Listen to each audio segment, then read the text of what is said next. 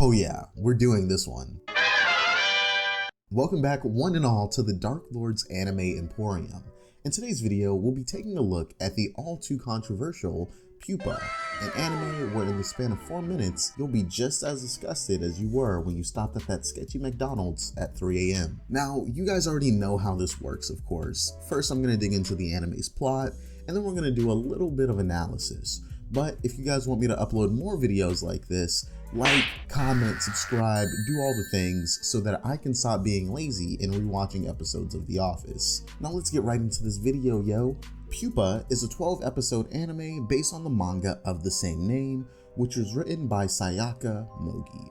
Each episode of the anime has a runtime of about 4 minutes a pop, as the story follows a pair of siblings, Yume and Utsutsu Hasegawa, as they deal with forces far outside of their control. Now, for those of you that think you know a little bit about anime, that sounds like it's kind of a breeze, you know, kind of the average anime plot, nothing too crazy, just a pair of siblings with incredible power out to save the world. But let me tell you something, there's not a single soul out there who could have predicted what these little 4-minute bangers had in store. The anime picks up with Yume and Utsutsu, who we're just gonna call U-Dog from now on, walking home from school. Or at least that's what was supposed to happen.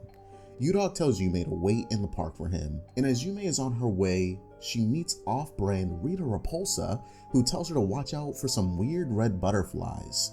This is when things get a little off the rails. Long story short, Yume sees a gaggle of these little red dudes doing butterfly things as one would have it, just as she sees her big bro rolling up. She turns into a flesh-eating demon and eats a lady. See what I meant when I said things go a little off the rails?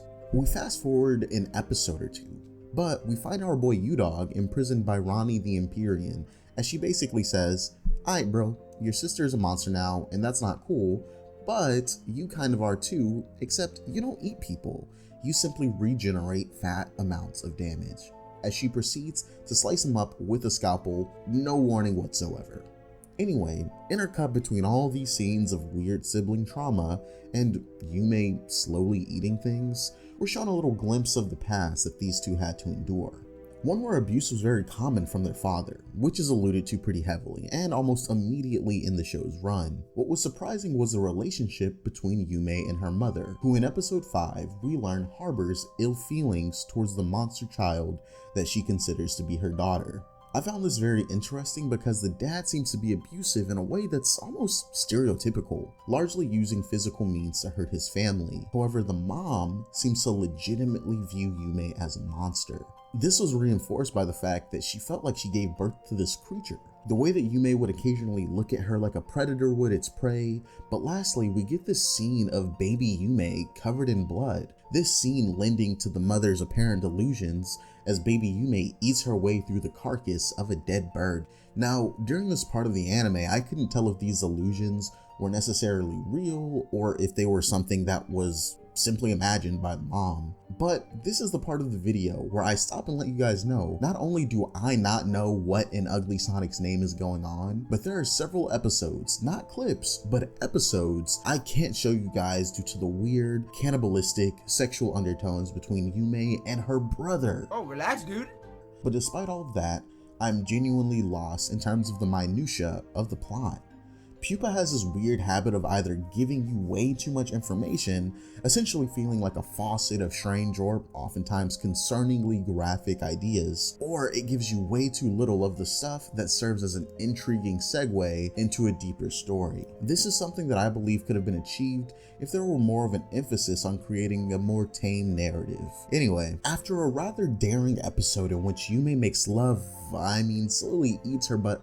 What? After a rather daring episode in which Yume makes slowly eats her brother's body while seductively whispering Oni-chan, we pick up 7 episodes in. We get a little bit more backstory on Rita Repulsa and how she's always been this morbidly curious person, quickly taking to the dissection of things in order to understand them just a little bit better. It's also here where we finally learn of her master plan and how do I put this lightly? She wants to take U-Dog's biological soldiers and promptly use them to storm Yume's capital in order to create a monster baby.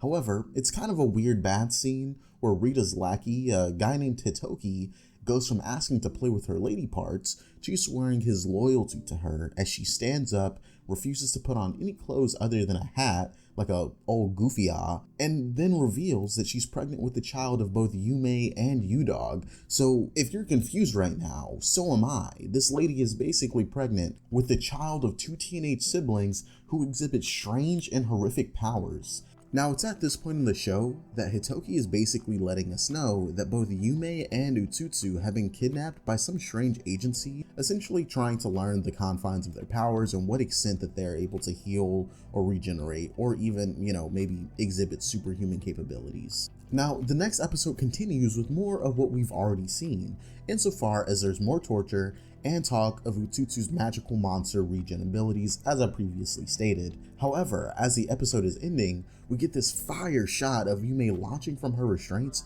towards her captors. Now, my general theory is that the anime will end with either the death of both siblings or something similarly grim. Anyway, Yume mops the floor with several of the kidnappers, and we get more shots of her slowly eating people. Like 90% of this anime I can't even show on the channel purely because it's either shots of Yume being recycled with a slightly different background, or there's something sexual or cannibalistic going on. In the second to last episode, we get a small dialogue scene between the two siblings, where Yume basically says, "Yeah, so I know I've been eating and murdering people on the regular, and that's bad, but you're my big bro, and I know you'll protect me even though I'm a monster."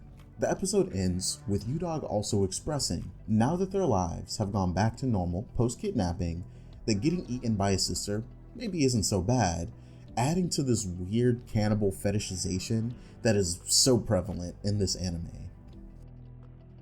You guys want to know what happens in the final episode of Pupa, and I just gotta let you guys know that the final episode of Pupa, an episode that I don't even really think I should be talking about on my channel, it amounts to something so horrific, so brutal, so just disturbing, that I never wanted it to even see the light of day on my channel. And what is that episode? The final episode of this horror series. It is a kawaii theme park episode.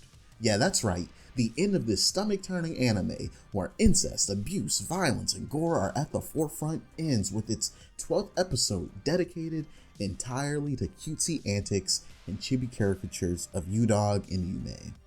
And it's for this reason that I consider Pupa to be one of the worst anime that I've ever seen. Decent production aside, the anime falls flat for so many reasons. And it's weird because I like disturbing things. I like weird things. I like things that have a dark story. Not necessarily the kind of darkness that's exhibited in this anime, but I like things that are different and kind of showcase a different side of horror. But it just lacks any sort of real focus outside of those initial themes that we're introduced with in the first episode. And that's fine. I've seen so many movies and shows and other media play with one or two concepts over and over again and still provide a worthwhile viewing experience. One of my favorite films ever is Scream, and if you look at every single Scream film all the way up to the most recent, which I think is the 6th film at this point, it's the same concept over and over again. A guy puts on a ghost face mask, goes around and starts butchering people. And sometimes the characters change, sometimes the dynamic shifts a little bit, but it's still a worthwhile viewing experience.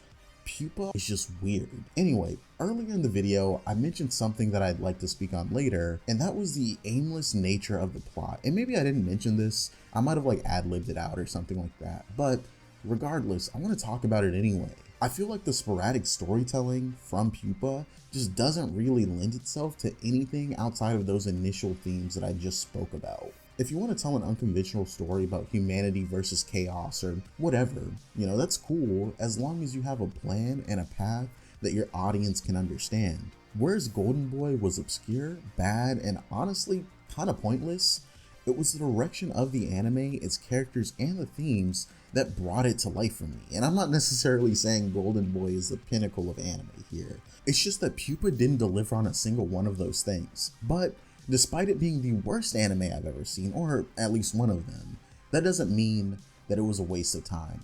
Personally, I love talking about obscure anime, and honestly the kinds of anime that lie at the bottom of the, proverbial pile every couple months or every year, however long, the cycle takes, people want to talk about the new big three or the new big four, whatever the case may be. And I think that's fine, you know, and this is just me being real with you guys for a second. I think it's totally okay to talk about the anime that are breaking the mold, that are, you know, revolutionizing storytelling. And I'm talking about the Mob Psychos, I'm talking about the Chainsaw Mans, I'm talking about the One Punch Mans out there, and just all the other sort of anime out there that are like doing these really cool things with their narratives, right? I think that there are some hidden gems out there, or just anime that people don't talk about because they don't have the mainstream spotlight like others might have. And that is, I just love it. I love finding just weird stuff to talk about. But to that point, I'm just gonna go ahead and end the video now. I could talk on this topic forever, but if you guys have any suggestions for weird, obscure anime that you'd like for me to, you know, cover or talk about, please feel free to comment, because after I'm done purging my brain of this anime, I might just have a few more retrospectives in store.